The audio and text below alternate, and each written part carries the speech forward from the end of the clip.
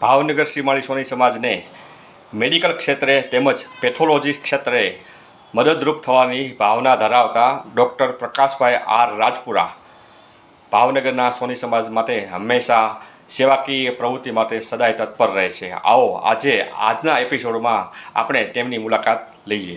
Doctor Prakashbhai R Rajpura, તમે તમારા પરિચય સાથે વિસ્તૃત માહિતી આપો.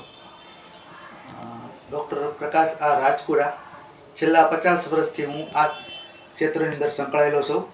મારા મુખ્ય રસના વિષયો જે છે નેચરોપેથ, કુદરતી ઉપચાર, આહાર, મેડિસિન, ધ્યાન, પેથોલોજી વગેરે વિષયો જે છે. આહાર મારો એક જ ધ્યેય છે કે આપણે સ્વસ્થ રહીએ, નિરોગી રહીએ, તંદુરસ્ત રહીએ. આહાર દ્વારા, આહાર એ જ ઔષધ ચિકિત્સા છે. માત્ર આહારથી ફેરફાર કરવાથી આપણે ઘણા બધા રોગોથી આપણે બચી જઈએ છીએ. તો અમુક અત્યારના જે બધા રોગો છે એ જીવનશૈલી આધારિત રોગો છે. દાખલા તરીકે ડાયાબિટીસ છે, બ્લડ પ્રેશર છે, સાંધાના રોગ છે, હૃદયના રોગો છે. આ બધા રોગો માત્ર આહારથી જ થાય છે. જ્યારે આપણે આહારમાં પરિવર્તન કરીએ છીએ ત્યારે આ બધા રોગો આપણા શરીરમાં, આ બધા રોગો જે છે એ બેક્ટેરિયાથી થતા નથી, વાયરસથી થતા નથી, ફંગલથી થતા નથી. માત્ર આપણે ઘરમાં રહેલા, રસોડામાં રહેલા ઔષધો, મસાલાઓના ઉપયોગ દ્વારા ને આપણી દિનચર્યા, સવારમાં આપણે ઉઠીએ ત્યારથી રાત સુધી જે દિનચર્યા અત્યારે પડી ગઈ છે એમાંથી જ આપણે આમ ઉપયોગ કરીને એને મુક્ત થઈ શીખે છે. પહેલાં આયુર્વેદિકમાં આપણે કહેવાતું રાત્રે વહેલા જે સૂવે વહેલા ઉઠે વીર, બળબુદ્ધિ સુખમાં રહે શરીર.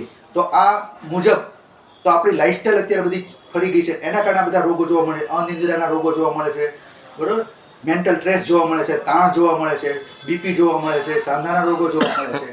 તો આ બધી વસ્તુમાંથી કેવી રીતે મુક્ત થવું એની માટે સમાજની અંદર અને બીજી જ્ઞાતિઓની અંદર મારા જુદા જુદા લેક્ચરો યોજવામાં આવે છે.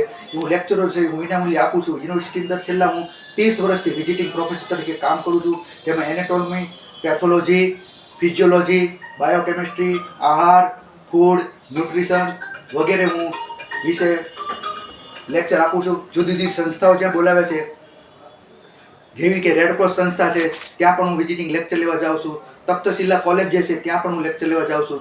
નનકોરબા મહિલા કોલેજ છે ત્યાં પણ હું લેક્ચર લેવા જાઉં છું. તિલોકનાથ આરોગ્ય ધામ છે ત્યાં પણ હું લેક્ચર લેવા જાઉં છું.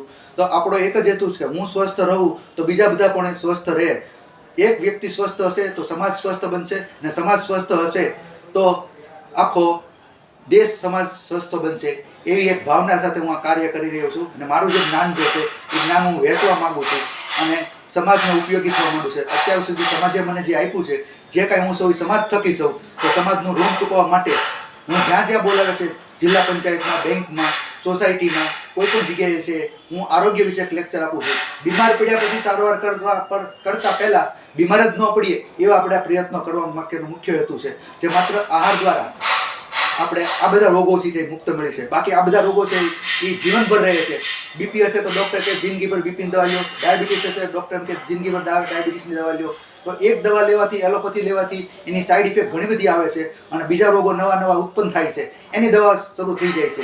તો આ આપણે માત્ર લાઈફસ્ટાઈલ, જીવનશૈલી, પહેલાંની વખતની જે આપણી જૂની જીવનશૈલી હતી એ જીવનશૈલી સુધારવાથી આપણે આ ઘણા બધા રોગોમાંથી મુક્ત થઈ શકીએ છીએ. આપનો ખૂબ ખૂબ આભાર.